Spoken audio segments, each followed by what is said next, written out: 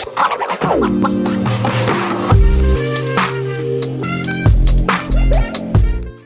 there, welcome back to my channel. My name is Brittney Bundles, and today's video is going to be all about how I was presented the opportunity to partake in an undergrad psychology internship.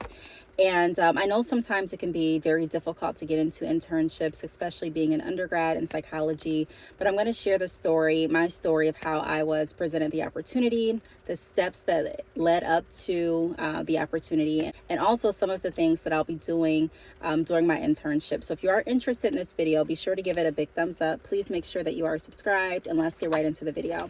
So if you all have been following my channel, you know that I am a big advocate, and I'm a big, I'll just say advocate for entrepreneurship.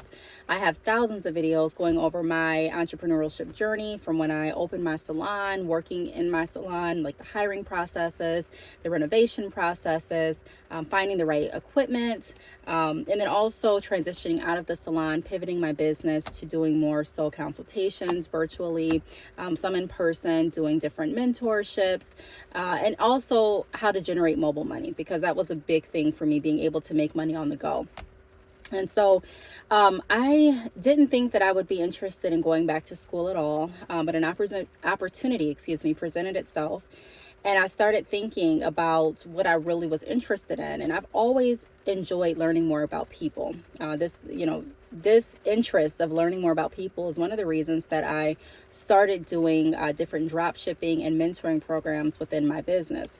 If you're interested to learn more about my business, those links are down below.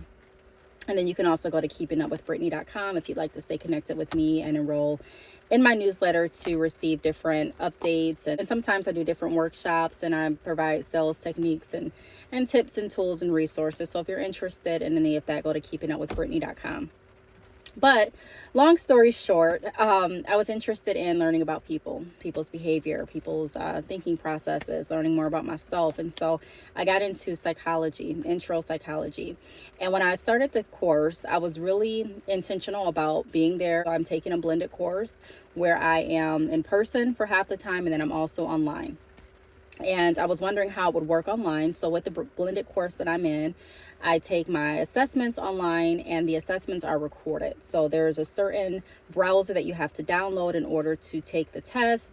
And when you download this browser, you can't have anything else open. You literally have to scan the room to make sure there's no content of it open or out where you can cheat. Have to make sure there's no one else in the room with you. And this browser records your movement, and it also records sound. So even if you get up, it's going to alert the professor that you're cheating. If you look down for too long, it can alert the professor that you're cheating. So it's a type of software I've never tried before, but I do use it for my psychology blended course. So with that being said, I always was interested in learning more about psychology. I just didn't think I would go back to school for it. Got into school, did the blended course, like I said, and I was really adamant on getting good grades. I wanted to make sure that I didn't just pass, but that I was able to excel. I wanted to do great. So I took it upon myself to study a lot. And that's why I've been absent from this channel as much as I have been, because I've been putting a lot more energy into studying my content, because I wanted to receive good grades in this class. And so, not last class, but the class before last, my professor said, "You're one of the top in the class." And I was super excited for her to say that.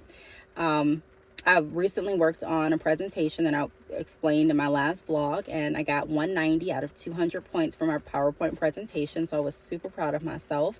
And I just, I've been proud of my progress, but I've always wanted just the best grade. So even when I get 10 points off, I'm kind of like, what could I have done better?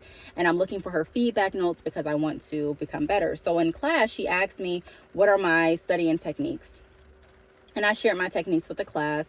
I pretty much told her that I try to study at least 1 to 3 hours a day.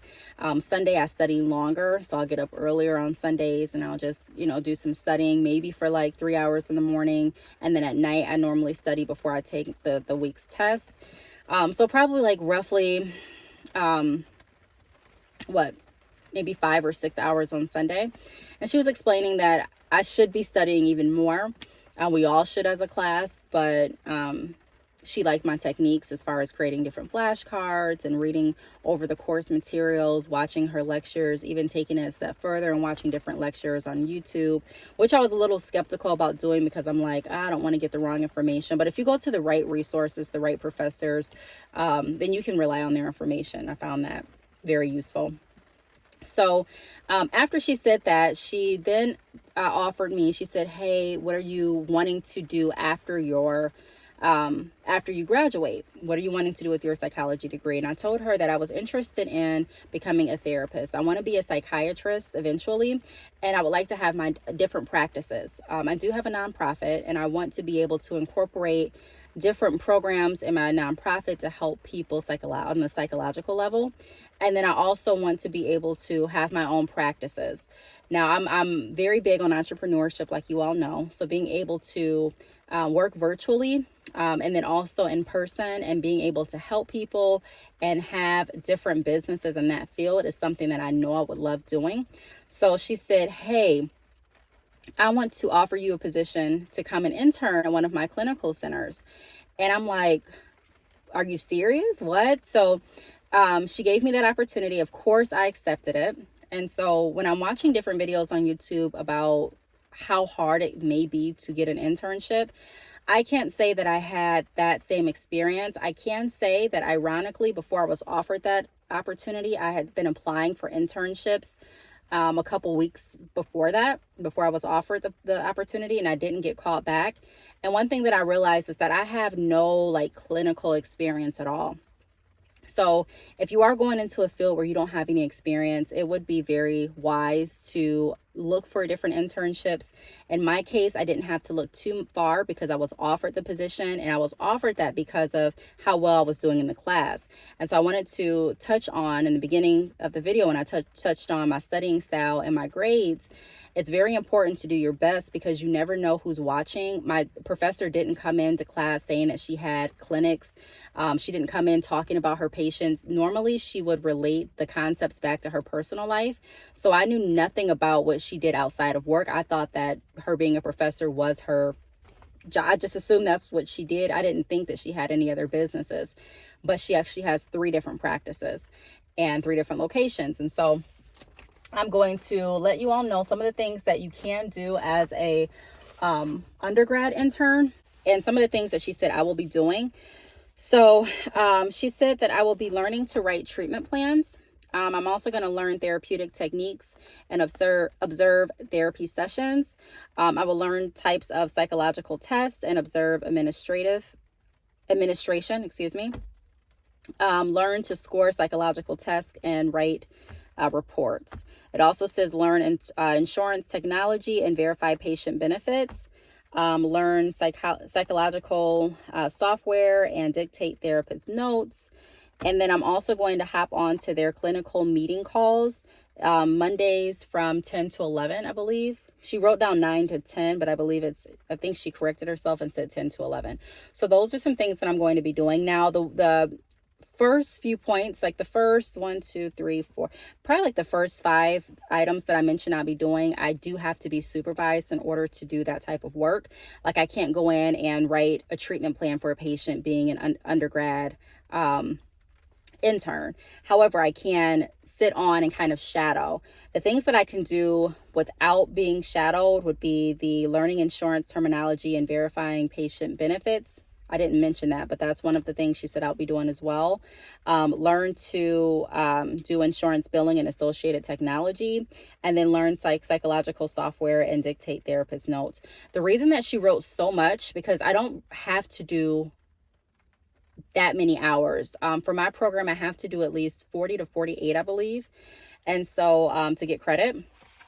So when I told her that I was really interested in learning as much as I could, and I wanted to be in that type of setting, she told me that she could also possibly offer me a position at her site, but the position would have to be something along the lines of insurance, so verifying patient benefits, or doing billing and coding, or dictating therapist notes.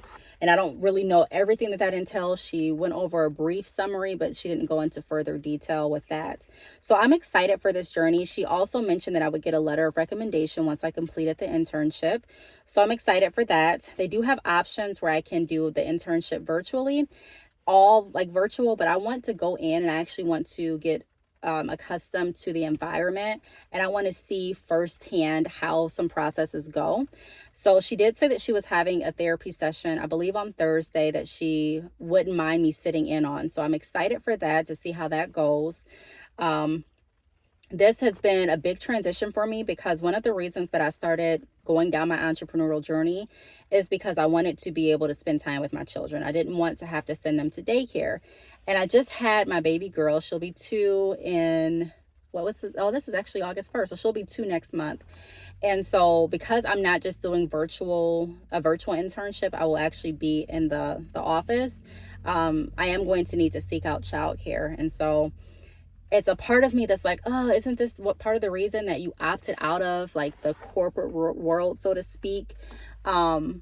It is, but also I wanted to encourage some of you that may be feeling the same way, like, man, I want to go to school, but I don't want to be away from my kids, and let you all know that I understand where you're coming from and what you're saying. But what I have done, I've prayed about what I'm doing, as far as, just wanting my life to be as productive and beneficial for not just myself, but for my children as well, and for their children. And, I'm working towards building generational wealth. And when I talk about creating multiple streams of income, I'm not playing about that. Like, you want to make sure that you have multiple streams, not spread yourself so thin where you're, neglecting certain parts that are important or people in your life, but to the point where you are making a conscious effort to do as much as you can.